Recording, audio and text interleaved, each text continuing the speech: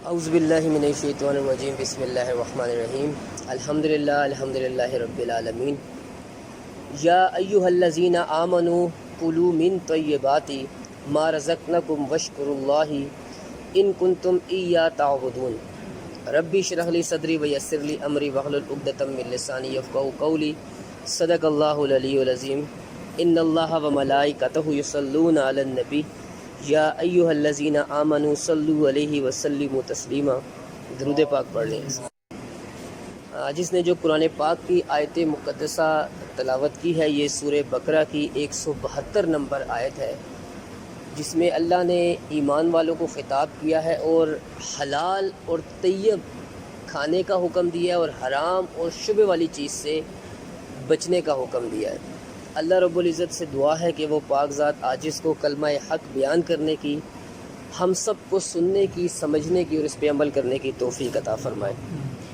آج کا جو ٹاپک ہے یہ اپنی نوعیت کا انتہائی اہم ٹاپک ہے، بالخصوص دور حاضر کے حوالے سے، کہ جس میں ہمیں یہ بھی پتہ نہیں لگتا کہ ہم کس وقت حرام میں مبتلا ہو گئے ہیں اور ہم حرام کھا رہے ہیں۔ ایک گناہ وہ ہے جو انسان کرتا ہے اور اسے معلوم ہے کہ یہ گناہ ہے، تو اللہ پاک اس کے دل میں اگر یہ بات ڈال دی ہے کہ یہ گناہ ہے تو انشاءاللہ وہ گناہ سے بچ جائے گا۔ لیکن ایک گناہ ایسا ہے کہ جس میں وہ مبتلا ہے اور وہ اسے گناہ سمجھتا ہی نہیں، تو پھر وہ اور گمراہی کے اور اندھیرے کے دلدل میں دھنس جاتا ہے۔ دین اسلام کے سے پہلے جو یہود و نصارہ تھے، یہ حلال حرام کے اندر تمیز نہیں کرتے تھے، کھانے پینے میں بھی اور باقی معاملات کے اندر بھی۔ جیسے اگر کسی کا باپ فوت ہو جاتا تھا تو بڑے بیٹے سے ماں کی شادی کر دیتے تھے، بہنوں کو زندہ بیٹیاں پیدا ہوتی تھیں انہیں زندہ درگور کر دیتے تھے، سور کا گوشت حلال تھا، شراب حلال تھی، اسی طرح بہت سی چیزیں جو حلال اسلام نے بعد میں حرام قرار دی وہ پہلے حلال تھی۔ اور دین اسلام کی سب سے بڑی خاصیت یہ ہے کہ یہ آپ کو تمام ادیان سے ممتاز کرتا ہے۔ کیسے؟ جیسے مثال لے لیں، یہود و نصارہ جو تھے وہ حضرت موسیٰ علیہ السلام کی یاد میں 10 محرم الحرام کا روزہ رکھتے تھے، تو آپ علیہ السلام نے امت کو تعلیم دی کہ وہ ایک کے بجائے 2 روزے رکھیں، کیونکہ ہم موسیٰ علیہ السلام سے زیادہ محبت کرتے ہیں۔ تو آپ نے 10 اور 11 کا یا 9 اور 10 کا روزہ ملا کے رکھنے کی ترغیب دی۔ مجوسی لوگ جو ہیں وہ جب کھاتے ہیں تو وہ کھاتے ہوئے بالکل بات نہیں کرتے، خاموشی سے۔ تو آپ علیہ السلام نے فرمایا کہ تم بھی کھاتے ہو، لیکن تم کھانے کے دوران جو ہے وہ اچھی گفتگو کیا کرو، تاکہ تمہارے اور ان کے اندر، مجوسیوں کے اندر، کچھ فرق محسوس ہو۔ اسی طرح جو سکھ حضرات ہیں وہ بھی پگڑی باندھتے ہیں، دستار باندھتے ہیں، ہم بھی باندھتے ہیں۔ فرق کیا ہے؟ ہم دستار کے نیچے ٹوپی رکھتے ہیں، وہ ٹوپی نہیں رکھتے۔ تو اس طرح اللہ کے نبی علیہ السلام نے ہر چیز میں جو دین اسلام کو ہے وہ ممتاز کیا۔ جب دین اسلام آ گیا تو آپ نے بہت سی حرام چیزیں تھیں جو پہلے حلال تھیں ان کو کھانا حرام کر دیا، اور بہت سی چیزیں پہلے حلال تھیں جو حرام تھیں، اور آپ علیہ السلام نے پھر دین اسلام کے بعد ان کو حلال کر دیا کہ ان کو تم کھاؤ۔ تو سب سے پہلے یہ جاننا چاہیے کہ رزق حلال، یہ اللہ نے قرآن پاک میں اس کا حکم دیا، یہ فرض ہے، مسلمان کے ذمہ واجب بھی ہے۔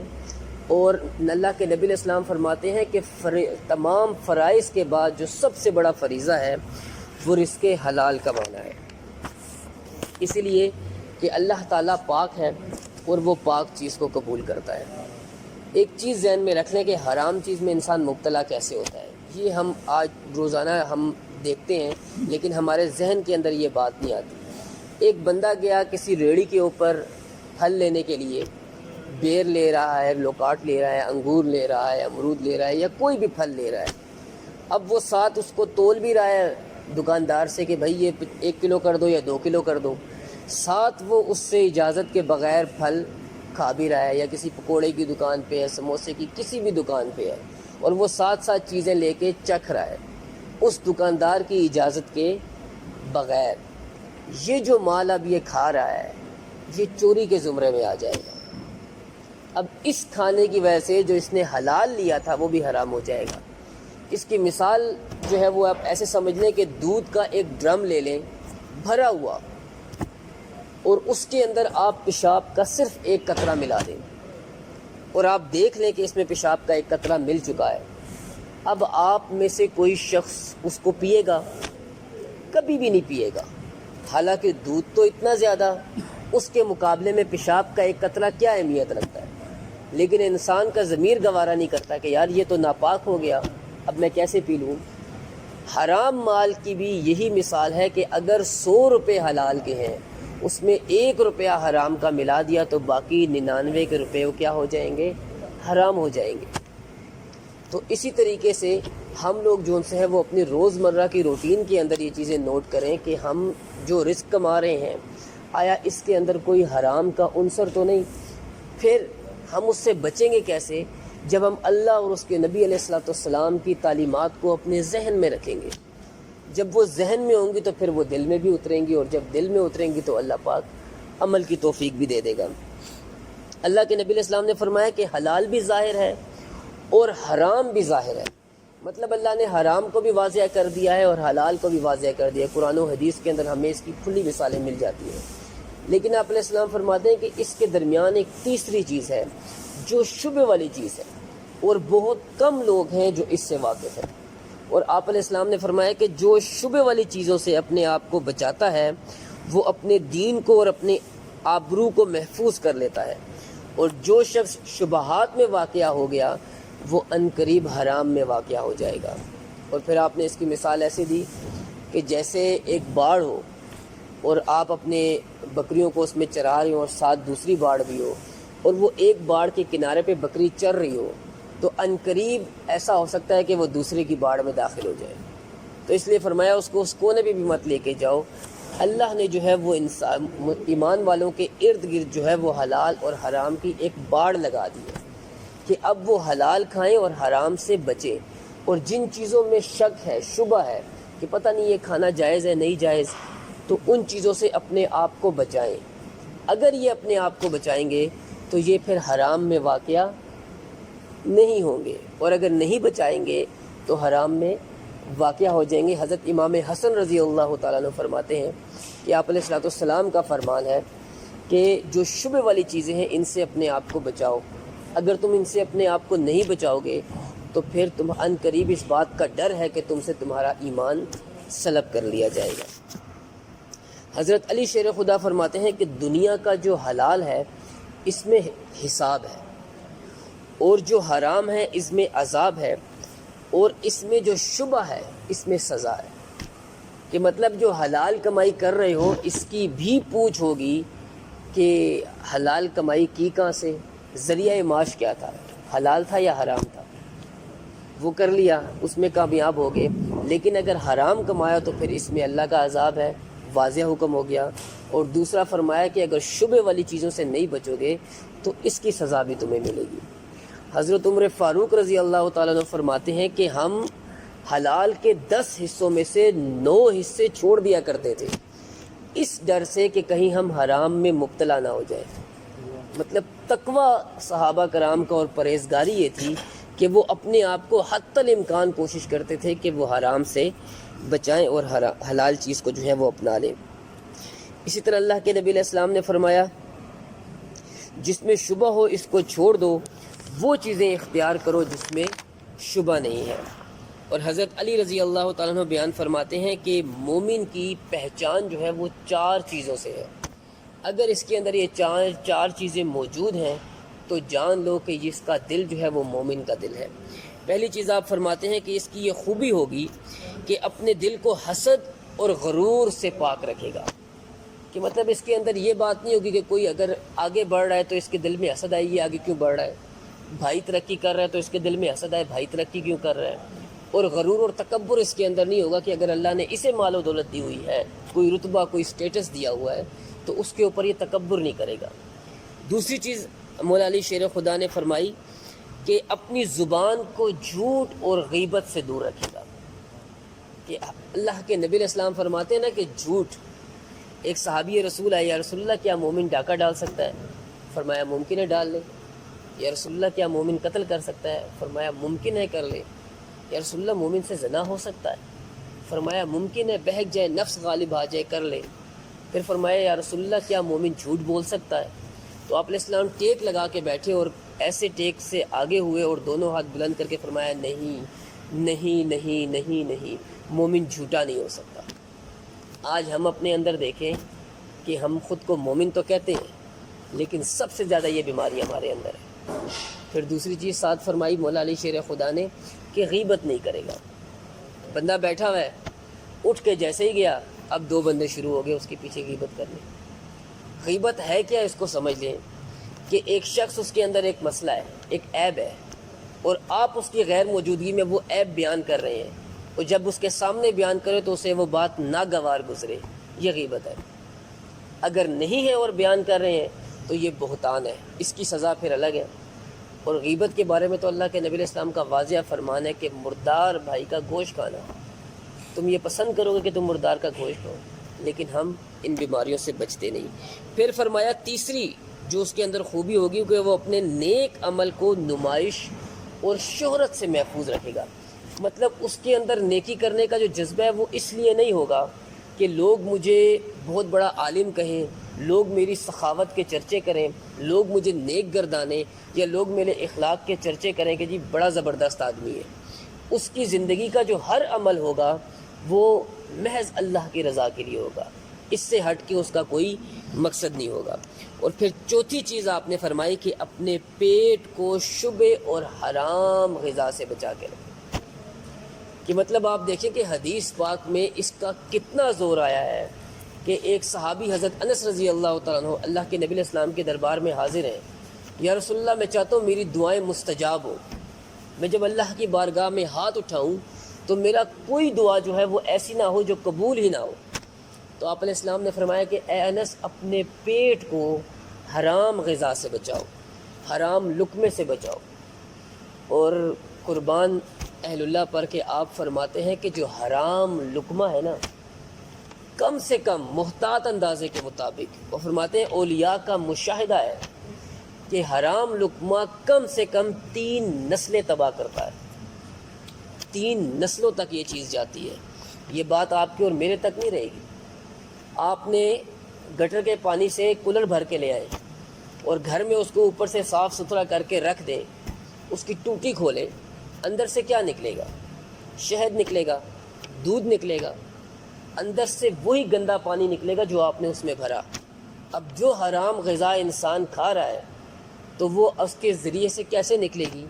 اپنی بیگم سے صحبت کی، بچے حرام، گھر میں کھانا لے کر آ رہا ہے، کھانا حرام، بچے بگڑ جائیں گے، بیگم بگڑ جائے گی، 100 طرح کی بیماریاں لگ جائیں گی، 100 طرح کی چیزوں کے اندر وہ مبتلا ہو جائے گا۔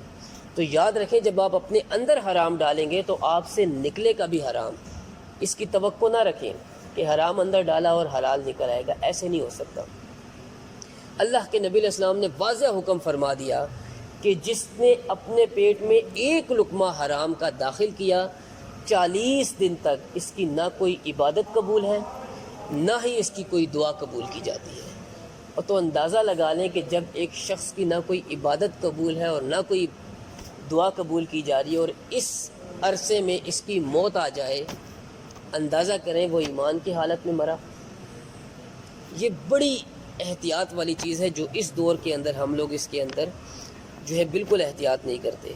پھر اللہ کے نبی علیہ السلام نے فرمایا کہ حرام طریقے یا حرام مال جمع کرنے والے پر رشک نہ کرو۔ کہ ہم دیکھتے ہیں آج لوگوں نے محل بنائے ہوئے ہیں، کوٹھیاں ہیں، بنگلے ہیں، اور ہم اس پہ رشک کر رہے ہوتے ہیں۔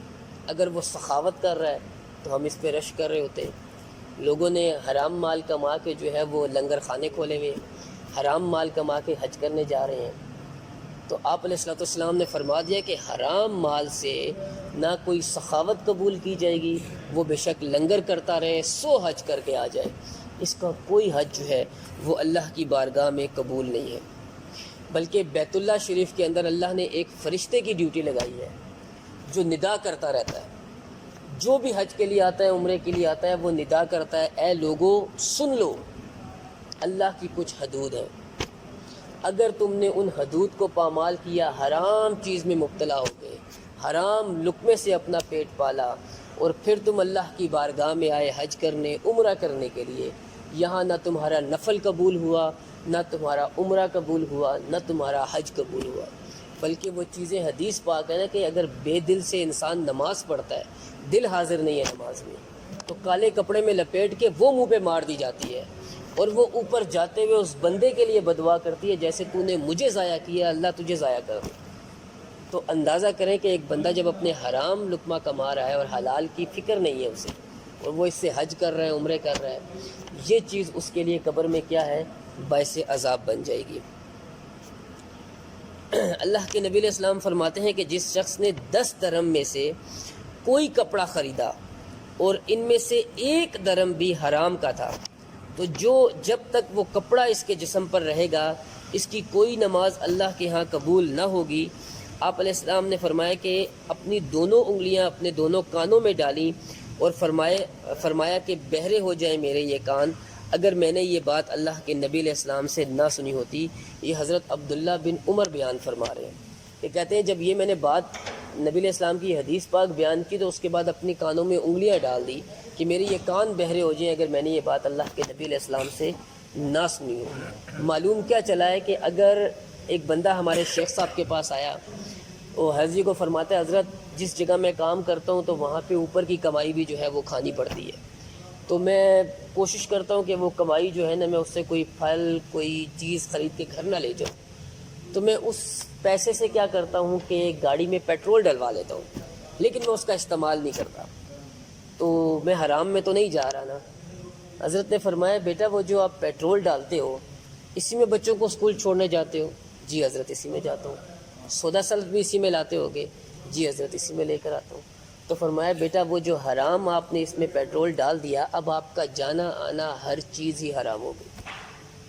ہم نے اپنے لیے راستے نکال لیے اور یہ راستے ہمیں جو ان سے ہے نا وہ گمراہی کی طرف لے کر جاتے ہیں اور تباہی کی طرف لے کے جاتے ہیں۔ یہی وجہ ہے آج جو ہم مسلمان سب سے زیادہ پستی کے عالم میں ہیں، اس کی سب سے بڑی وجہ یہ ہے کہ ہم نے اپنے نبی علیہ الصلوۃ والسلام کی ذات مبارک کو، ان کے احکامات کو، ان کے طریقے کو اپنی زندگیوں سے بہت دور کر دیا۔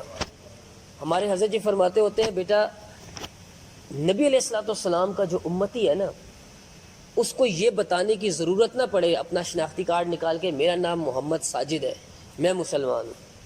فرماتے ہیں وہ سامنے سے چلتا ہوا آئے نا تو اگلا بندہ دیکھ کے سمجھ جائے کہ نبی پاک کا غلام آ رہا ہے۔ فرماتے ہیں ہم نے اپنی زندگی کے اندر دین کو ایسے سمجھ لیا ہے کہ جو چیز ہمیں پسند ہے وہ ہم نے اٹھا لی اور جو ہمارے مزاج کے خلاف ہے اس کے لیے ہم ڈھونڈتے پھرتے ہیں کوئی فتویٰ، کوئی طریقہ، کوئی ہیلا، کوئی بہانہ۔ آپ نے مثال دی جیسے گھروں میں شادی ہوتی ہے تو ہم کیا کرتے ہیں کہ اسلام کو ہاتھ سے پکڑتے ہیں اور دروازے سے باہر 3-4 دن تم نے گھر میں داخل نہیں ہونا، 3-4 دن کے بعد ہم تمہارے ساتھ ملاقات کریں گے۔ پھر رج کے وہ کام کرتے ہیں جو اللہ اور اس کے رسول کو پسند نہیں۔ جب وہ ختم ہو جاتا ہے تو اس کے بعد پھر اسلام کو پکڑیں گے، کوئی فوت ہو جائے گا تو گھر کے اندر داخل کر دیں گے، قرآن کھول لیا، اوکیجنلی مسلمان ہو گئے ہیں۔ تو کہنے کا مقصد کیا کہ قرآن کی اس آیت کے اندر جس میں اللہ رب العزت نے واضح حکم فرما دیا ہے کہ حرام سے جو ہے وہ بچو اور حلال جو ہے اس کو کماؤ۔ جب انسان حلال کی طرف آئے گا تو ظاہری سی بات ہے وہ بہت سی برائیوں سے بچنا شروع کر دے گا۔ تو اللہ پاک سے دعا ہے کہ وہ پاک ذات جو کچھ ہم نے پڑھا سنا اس پہ عمل کرنے کی توفیق عطا فرمائے۔ وما توفیق الا باللہ۔